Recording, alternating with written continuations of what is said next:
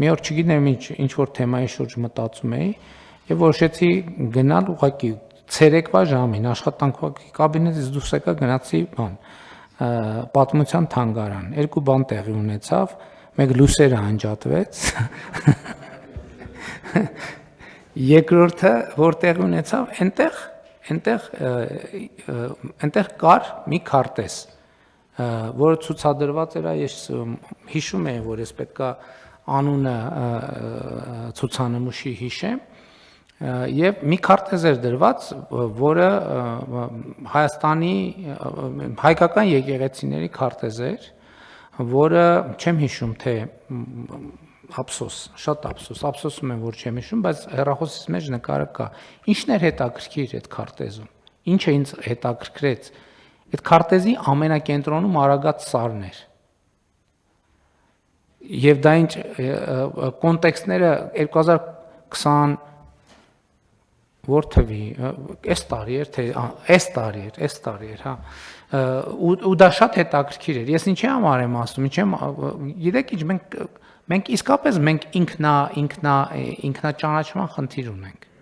ինքնաճանաչման խնդիր ունենք և հա մենք պետք է գնանք մեր թանգարանենք, պետք է գնանք, պետք է տեսնենք, պետք է մտածենք, պետք է հասկանանք և այլն և այդպես շարունակ, որովհետև մեր մասին մեր պատկերացումները շատ դեպքերում ձևակերպված են Հայաստանի Հանրապետությունից դուրս, հայկական իրականությունից դուրս ընդհանրապես, և դա մեզ կառավարելու մոդել է, ովքեր են լավը, ովքեր են վատը, ովքեր են բարեկամ, ովքեր են թշնամի,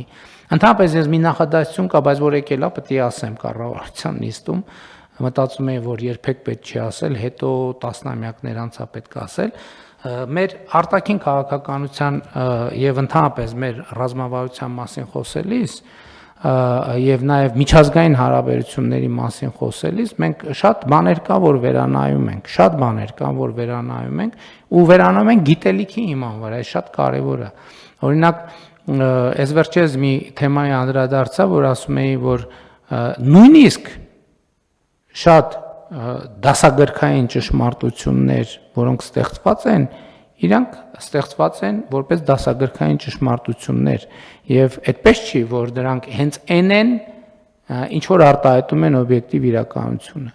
և գիտեք ինչ առիթով ասի, օրինակ դիվանագիտական դասագրքային ճշմարտությունը ասում է հետևյալը, չկան մշտական բարեկամներ և թշնամիներ կամ մշտական շահեր, իմ համոզմունքն է, որ դա իրականում ճշմարտությունը թաքցնելուն ուղղված արտահայտություն է, որովհետև իմ ընկալմամբ ճշմարտությունն է, որ չկան թշնամիներ և չկան բարեկամներ, կան ուղղակի միջազգային հարաբերություններ, ուղղակի հասկանում եք պետությունը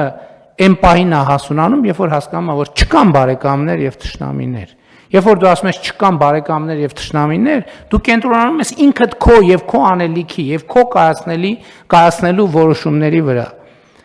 իսկ երբ որ դու այլ տրամաբանությամբ ես մտածում, դու անդադ մտածում ես ոնց անեմ, թե այն մեկը այս որոշումը կայացնի, այն մեկը այն որոշումը, այն մեկը այն որոշումը, և դու ընկնում ես մի թակարդի մեջ, որտեղ քեզ որպես խաղաքարտ օգտագործում են, այն մեկը իր համար, այն մեկը իր համար, այն մեկը իր համար, այն մեկը իր համար, և բոլորը իրանց համար, և միակը, որ դու քեզ չես օգտագործում, դու ես, որ դու քեզ համար չես օգտագործում, բոլորը իրանց համար քեզ օգտագործում են, դու քեզ քո համար չես օգտագործում։ Եվ ինչ կապ ուներ թեմայի հետ,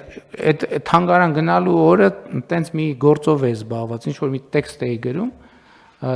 դա բանել եմ արել, ինչ որ ձևով լուսաբանել եմ այդ այցը, բայց տենց ուղղակի տենց առիթ եղավ, ասեցի ինչ որ մտածում եմ, որ երևի պետք չի ասել, բայց պետք է ասել։